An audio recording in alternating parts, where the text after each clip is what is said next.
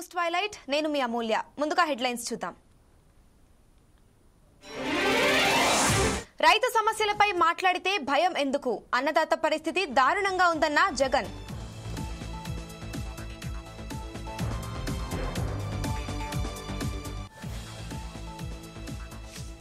కల్తీ కల్లు ఘటన మృతులకు కోటి పరిహారం ఇవ్వాలి. ప్రభుత్వానికి ఎంపీ ఈటెల డిమాండ్.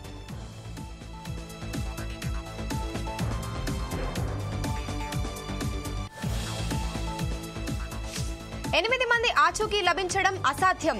సిగాజీ ఘటనపై నిర్ణయానికి వచ్చిన అధికారులు.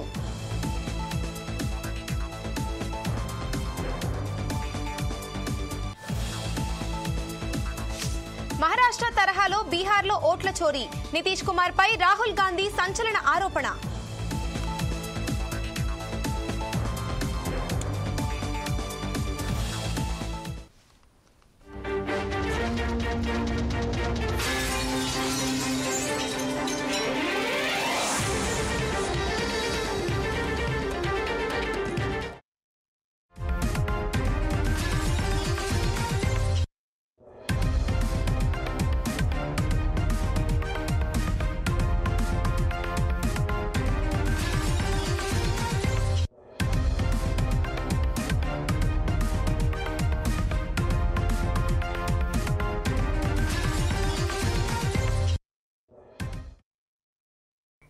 సీఎం చంద్రబాబు నాయుడు అధ్యక్షతన ఉదయం 11 గంటలకు ప్రారంభమైన ఏపీ కేబినెట్ సమావేశం ముగిసింది.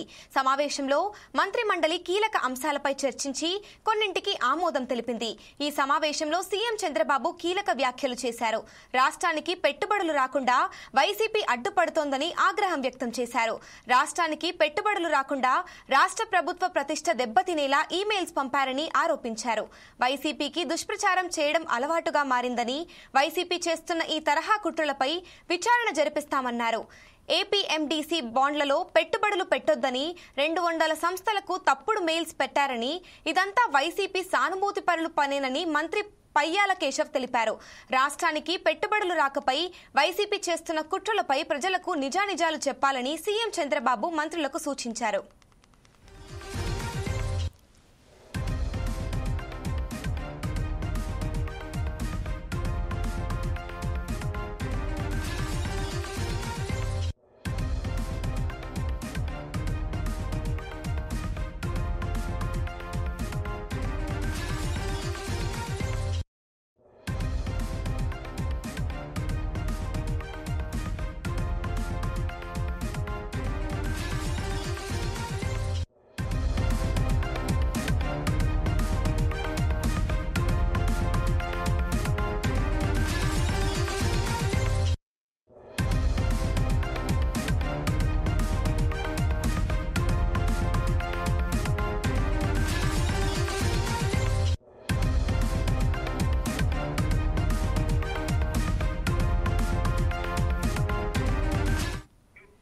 సీఎం చంద్రబాబు నాయుడు అధ్యక్షతన ఉదయం 11 గంటలకు ప్రారంభమైన ఏపీ కేబినెట్ సమావేశం ముగిసింది. సమావేశంలో మంత్రి మండలి కీలక అంశాలపై చర్చించి కొన్నింటిని ఆమోదం తెలిపింది. ఈ సమావేశంలో సీఎం చంద్రబాబు కీలక వ్యాఖ్యలు చేశారు. రాష్ట్రానికి పెట్టుబడులు రాకుండా వైసీపీ అడ్డుపడుతోందని ఆగ్రహం వ్యక్తం చేశారు. రాష్ట్రానికి పెట్టుబడులు రాకుండా రాష్ట్ర ప్రభుత్వ ప్రతిష్ట దెబ్బతినేలా ఈమెయిల్స్ పంపారని ఆరోపించారు.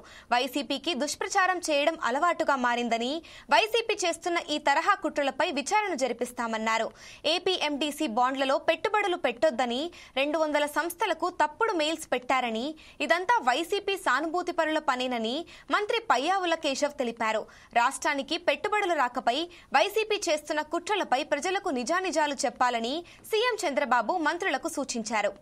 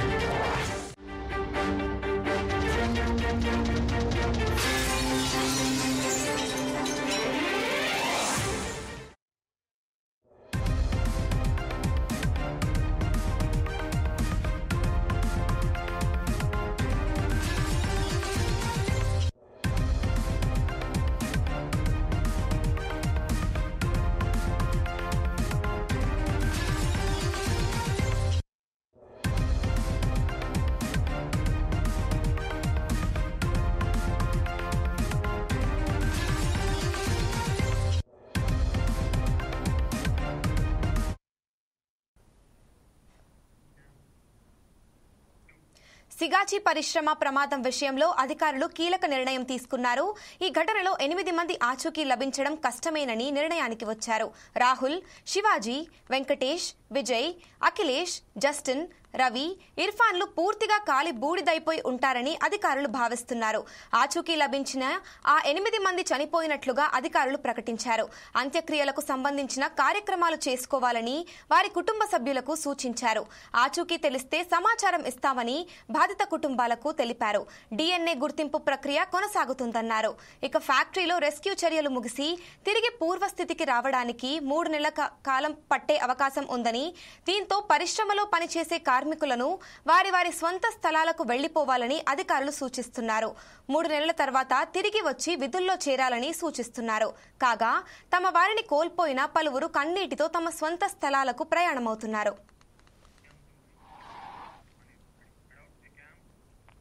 ఇక ఇదే అంశంపై మరింత సమాచారం మా రిపోర్టర్ లెనిన్ అందిస్తారు. చెప్పండి లెనిన్. అమూల్య, సంగారెడ్డి జిల్లా పాషమైలారంలోని సిగాచి పరిశ్రమ ఘటనలో ఇప్పటి వరకైతే 8 మంది ఆచూకీ అయితే దొరకడం లేదు. అయితే ఏదైతే ఆ 8 మంది కార్మికుల గురించి అయితే అధికారులు కీలక నిర్ణయం అయితే తీసుకున్నారో ఆ 8 మంది రాహుల్, శివాజీ, వెంకటేష్, విజయ్, అఖిలేష్, ఏదైతే రవి, ఇర్ఫాన్ ప్రమాదం సమయంలో కాలి బూడిదై ఉంటారని చెప్పేసి కూడా భావిస్తున్నారు. వారి ఆచూకీ లభించడం కష్టమే అని చెప్పేసి కూడా అభిప్రాయం అయితే వ్యక్తం చేస్తున్నారు. అలానే ఏదైతే జూన్ 30న జరిగిన ఈ ఘటనలో ఇప్పటి వరకు మృతుల సంఖ్య 44 అయితే చేరింది. మృతులకు కంపెనీ యాజమాన్యం ఒక్కొక్కరికి ₹1 కోటి పరిహారం అయితే ప్రకటించింది. గాయపడ్డ వారికి అయితే ₹10 లక్షల సాయం అయితే చేస్తామని చెప్పేసి కూడా చెప్పడం జరిగింది. అయితే కంపెనీ కార్యక్రమాన్ని 3 నెలల పాటు మూసివేసింది. అయితే పేలుడు సంభవించిన సిగాచి పరిశ్రమ నేషనల్ డిజాస్టర్ మేనేజ్మెంట్ అథారిటీ ఏదైతే బృందం సభ్యులైన జూన్ 8న అయితే పరిశీలించారు. ప్రమాదం ఎలా జరిగింది, ఎలాంటి సహాయక చర్యలు తీసుకున్నారు, భవిష్యత్తులో ఇలాంటి సంఘటనలు జరగకుండా తీసుకుంటున్న చర్యలపై అయితే ఆరా తీశారు. కమిటీ సభ్యులు సిగాచి పరిశ్రమలో జరిగిన ప్రమాదానికి గల కారణాలపై అయితే అధ్యయనం అయితే చేస్తున్నారు. అమూల్య.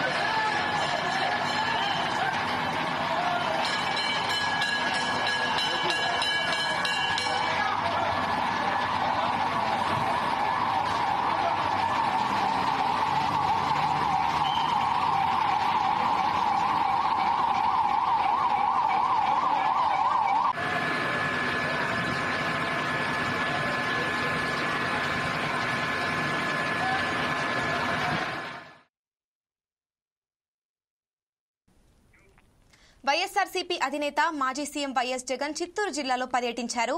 ఈ నేపథ్యంలో బంగారుపాళ్యం మార్కెట్ యార్డును సందర్శించి మామిడి రైతులతో ముఖాముఖి నిర్వహించి వారి సమస్యలు అడిగి తెలుసుకున్నారు. ఈ సందర్భంగా కూటమి ప్రభుత్వం మామిడి రైతులకు గిట్టుబాటు ధర కల్పించకుండా ఆగం చేసిందని ఆయన ఆరోపించారు. రైతుల్ని రౌడీ షీటర్లతో పోలుస్తారా, రైతులపై రౌడీ షీట్లు తెరుస్తామని బెదిరిస్తారా అని ఆగ్రహం వ్యక్తం చేశారు. తనతో మాట్లాడేందుకు కేవలం 500 మంది మాత్రమే రావాలని ఆంక్షలు పెట్టడం ఏంటని జగన్ ప్రశ్నించారు. జీవితాలన్నీ కూడా నాశనమైపోవాలి అని ఎందుకు పెడతా ఉన్నారయ్యా? ఈ అంశం కూడా అడుగుతా ఉన్నా.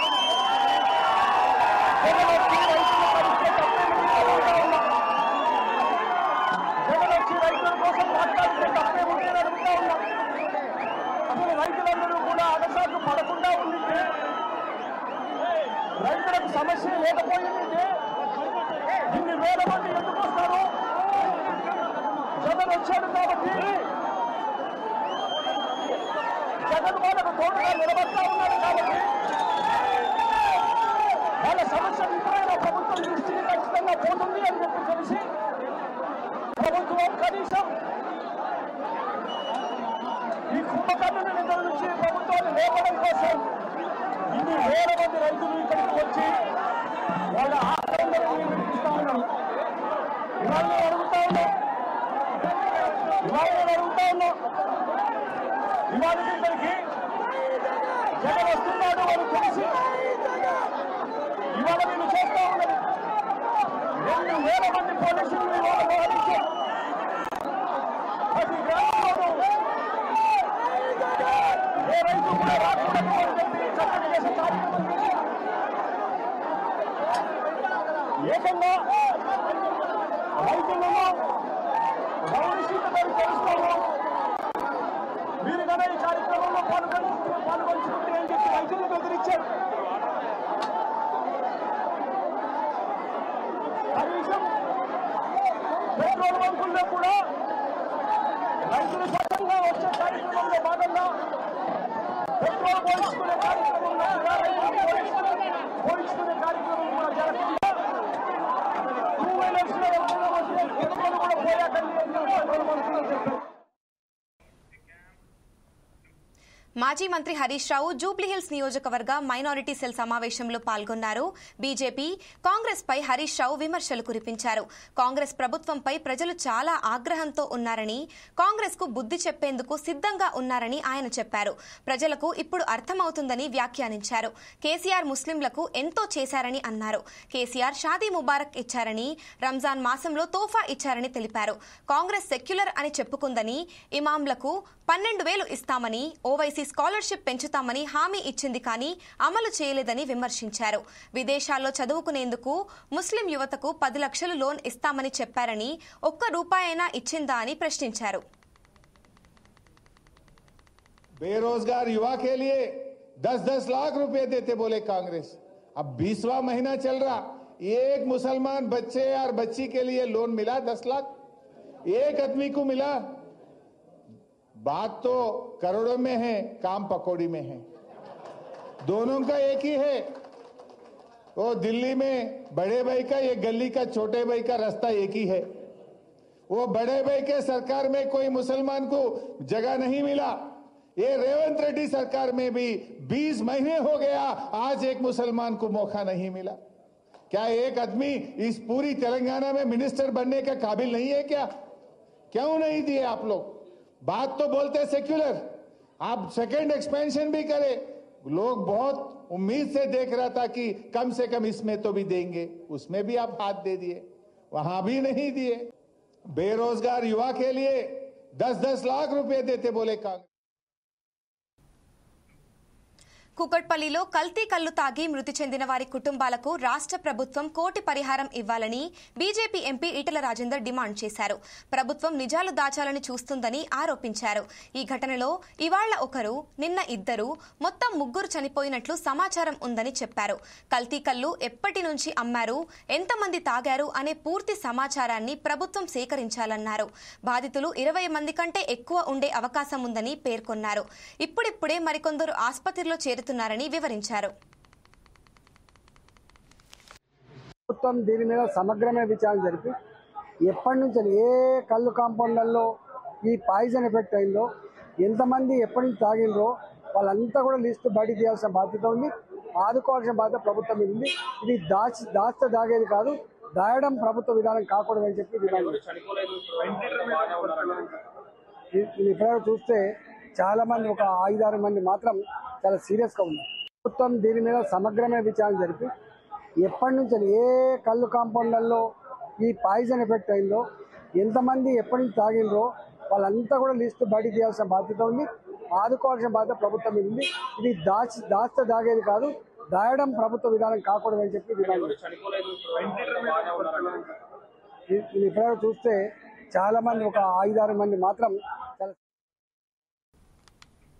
మాజీ సీఎం జగన్ పర్యటనకు వందలాది మంది వైసీపీ కార్యకర్తలు వచ్చి విధ్వంసం చేస్తున్నారని మంత్రి అచ్చెన్నాయుడు అన్నారు. చిత్తూరు జిల్లాలో జగన్ పర్యటన దృష్ట్యా తలెత్తిన ఉద్రిక్తతలపై ఆయన స్పందించారు. సమస్యలు సృష్టించడానికే జగన్ పర్యటన అని మండిపడ్డారు. జగన్ పర్యటన ప్రాంతాన్ని డ్రోన్ల ద్వారా చిత్రీకరించామని చెప్పారు. వాళ్లు మళ్లీ బుకాయించకుండా ముందు జాగ్రత్త పడ్డామని తెలిపారు. చిత్తూరు జిల్లా వైసీపీ నేత ప్రకాష్ రెడ్డి డ్రామా సృష్టించారని మంత్రి ఆరోపించారు. AP 03 TB 5532 ఈ 5 ట్రాక్టర్లు శేఖర్ రెడ్డి అని చెప్పి తింబోజీపాలెం ఎక్స్ వైసీపీ సర్పంచ్,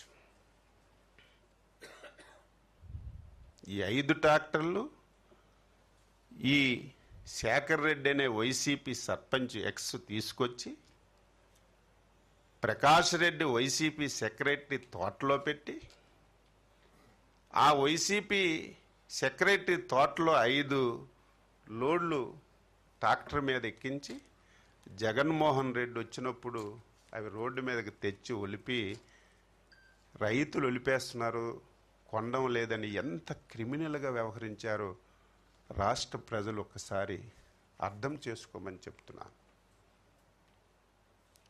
ఈరోజు జనాలు కూడా నేను చెప్పవసరం లేదు, వీడియోస్ అన్నీ మా వాళ్ళు చూపిస్తారు. ఇది ప్లాన్డ్గా రైతులు నేను చాలా దగ్గరలు చూశాను. ఈరోజైతే చాలా హ్యాపీగా ఉంది. వాస్తవాలు చెప్పారు. అయిపోని పెళ్లికి బాధ్యాలు ఎందుకు ఇస్తున్నావు? ప్రభుత్వం కష్టాలున్నాయి లేవని చెప్పడం లేదు. మాట్లాడితే పక్కన కర్ణాటకలో 16.5 కొనేస్తున్నారని, కేంద్ర ప్రభుత్వం కర్ణాటక జీవో ఇచ్చేసింది, ఆంధ్ర సాధించుకోలేదని తప్పుడు సమాచారం. టీవీ ఉంది, పేపర్ ఉంది, సోషల్ మీడియా ఉంది. నేను చాలాసార్లు చెప్పాను. AP 03 TB 5532 తెలంగాణలో కాంగ్రెస్ ప్రభుత్వంలో ప్రజాపాలన నడుస్తోందని మంత్రి వివేక్ వెంకటస్వామి అన్నారు. మంత్రులను ప్రజలు నేరుగా కలిసి సమస్యలు తెలిపే అవకాశం సీఎం రేవంత్ రెడ్డి కల్పించారన్నారు. గత ప్రభుత్వంలో కంటే భిన్నంగా ప్రజాస్వామ్య పాలన నడుస్తోందన్నారు. భారత రాష్ట్ర సమితి పాలనలో ప్రజలు తమ గోడును వెళ్లబోసుకోవడానికి వస్తే వారిపై కేసులు పెట్టేవారని మంత్రి వివేక్ ఆరోపించారు. టీఆర్ఎస్ ప్రభుత్వంలో ఉన్నప్పుడు ప్రజలను కలిసి ప్రజల సమస్యలు ఏంది కనుక్కోవడము ఎప్పుడు కూడా లేకుండే.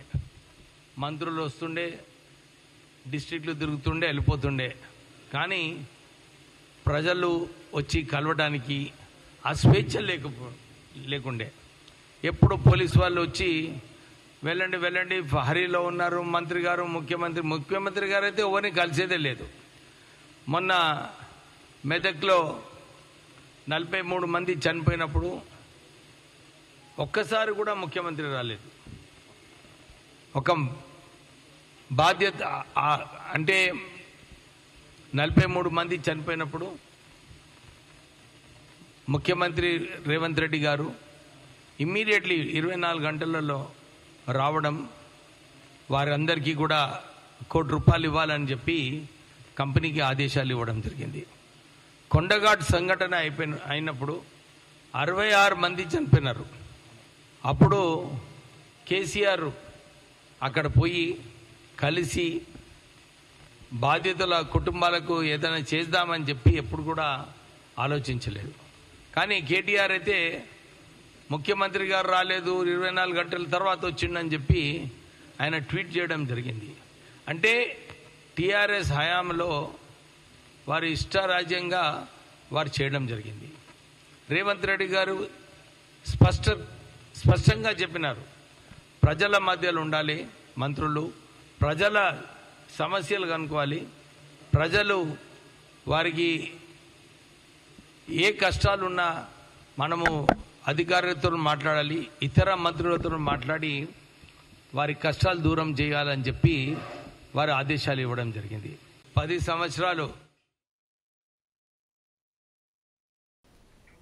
గుజరాత్ రాష్ట్రంలో దుర్ఘటన చోటు చేసుకుంది. వడోదరా జిల్లాలోని మహిసాగర్ నదిపై ఉన్న గంభీర్ వంతెన అకస్మాత్తుగా కూలిపోయింది.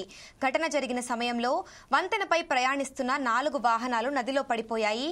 సమాచారం అందుకున్న వెంటనే అధికారులు ఘటనా స్థలికి చేరుకొని తక్షణమే సహాయక చర్యలు ప్రారంభించారు. ఈ ఘటనలో 10 మంది ప్రాణాలు కోల్పోయారు. కాగా పలువురిని సహాయక బృందాలు రక్షించాయి. నదిలో గల్లంతైన మరికొందరి కోసం గాలిస్తున్నారు. ఈ వంతెన సుమారు 45 ఏళ్ల క్రితమే నిర్మించబడిందని అధికారులు వెల్లడించారు. చాలా కాలంగా ఇది శిథిలావస్థలో ఉన్నట్లు స్థానికులు చెబుతున్నారు.